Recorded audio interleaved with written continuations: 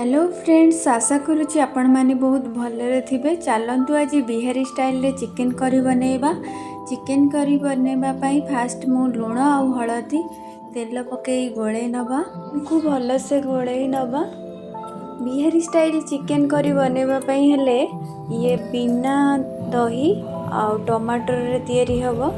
वीडियोटी last पर्यंत निश्चिंत देखंतु, देखिले जानि परिबे बिहारी स्टाइल रे चिकेन करी केमिति होउछि। फास्ट आम तेल रे चिकेन को फ्राए करनी नवा।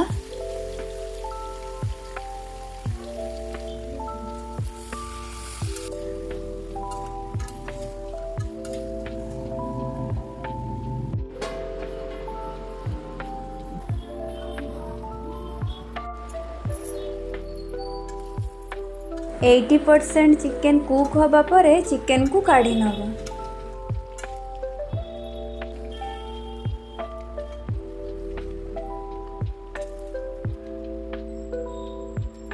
तापर नेक्स्ट प्रोसेस स्टार्ट करिबा। किछि तेल दे किछि गोटा मसला पकेइबा।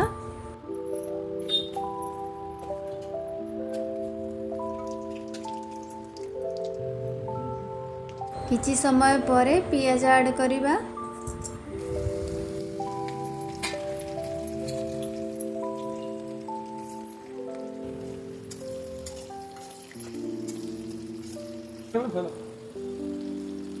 समय पियाज भाजी हो सारा पर लुण ऐड कर नवा।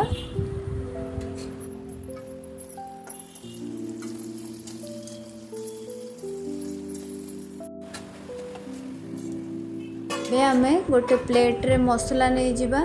गोटे चामच रेड चिली पाउडर, गोटे चामच हलदी पाउडर, गोटे चामच धनिया पाउडर, गोटे चामच गरम मसला, गोटे चामच चिकेन मसला सबको मिक्स कर रखी नवा।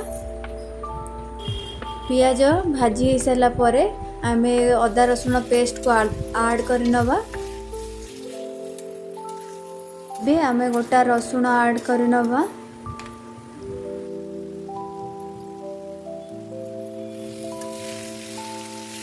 अदा रसुण पेस्ट को कषि सारा पर मसला गुड़िक को ऐड कर नवा।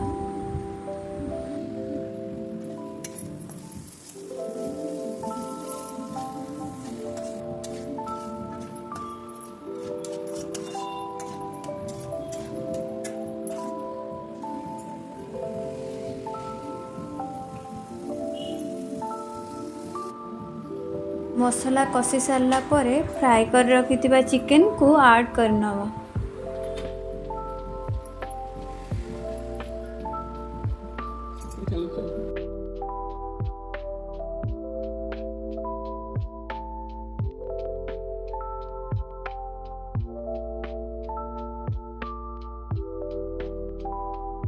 चिकेन को भल से कषि सारा पर ग्रेवी अनुसार पानी ऐड कर नवा।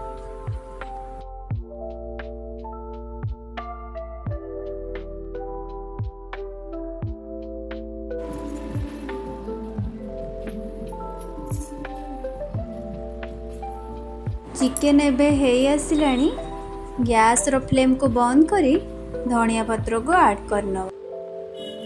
रेडी हो गला हमर बिहारी स्टाइल चिकेन करी। रुटी आ भात सहित सर्व करंतु। वीडियोटी भल लागिथिले लाइक एंड सब्सक्राइब करंतु। पाखरे थिबा बेल आइकन को प्रेस करंतु। Thank you so much.